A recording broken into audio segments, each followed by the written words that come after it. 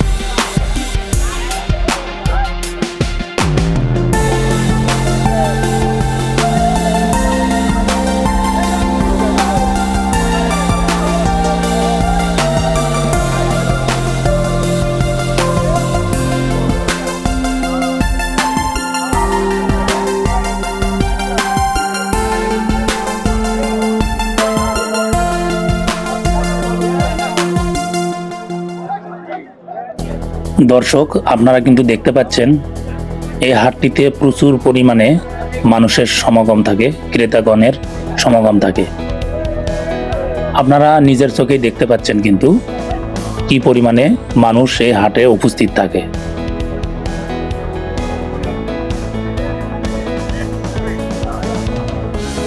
এই হাটটি প্রতি শনিবার ও মঙ্গলবার সকাল 9টা থেকে বিকাল 4টা পর্যন্ত লেগে থাকে। যারা খামারি এবং বিক্রেতা আছে এই হাটটিতে কিন্তু সুন্দরভাবে গরু, ছাগল, মহিষ কিনা বেচা করতে পারে।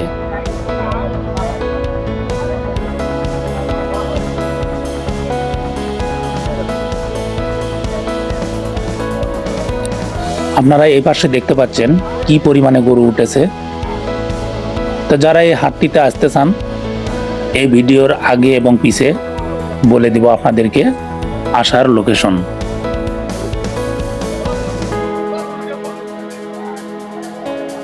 এই পাশে দুটি কালো রঙের গরু দেখতে পাচ্ছেন।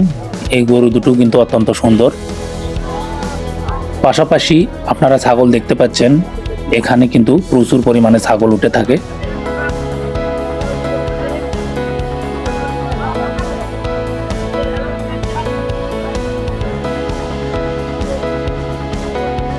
দর্শক, এই ভরতখালী গরুর হাটটি অবস্থিত গাইবান্ধা জেলার সাগাটা থানার অধীনে, সাগাটা থানার পাশেই।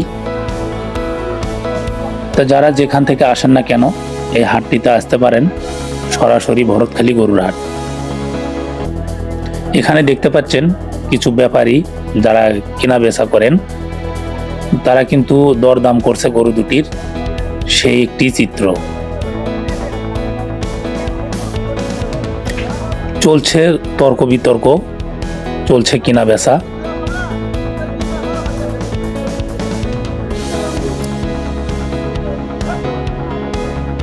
এই হাটটিতে দেশ এবং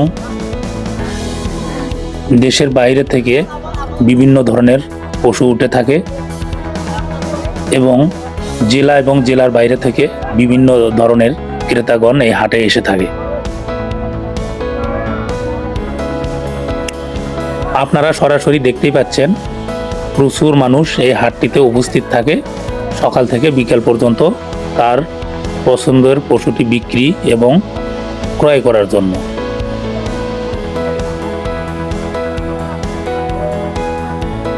দর্শক, আমাদের এই ভিডিওটি যদি আপনাদের ভালো লাগে তাহলে চ্যানেলটি সাবস্ক্রাইব করে আমাদের পাশেই থাকুন।